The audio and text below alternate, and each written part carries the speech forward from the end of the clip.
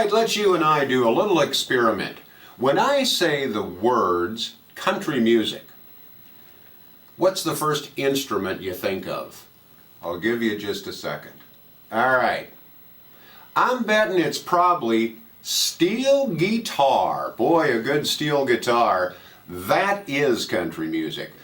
It may be banjo. Of course, the acoustic guitar.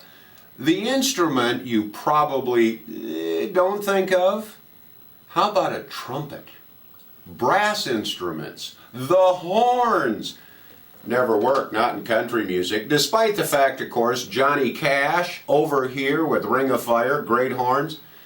But brass instruments in country music, they don't go together. Except they do.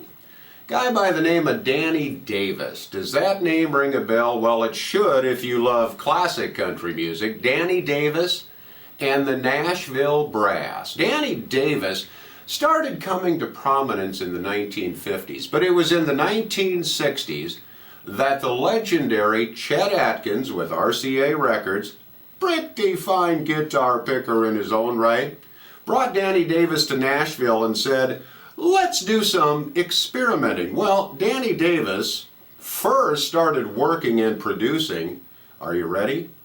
The pre-outlaw Waylon Jennings. This was back in the days, Waylon's with RCA Records. Danny Davis is producing those records. How did it work out? Well, it went splat. It didn't work. Waylon, of course, went on back to Texas, and the rest of that story is history. Danny Davis, though, began recording with Danny Davis and the Nashville Brass. Now, was it successful? Well, Danny Davis received about a dozen Grammy nominations and absolutely dominated for years the Country Music Association Instrumental Group of the Year category. Sold millions of records. Final little note too, I was able to meet Danny Davis.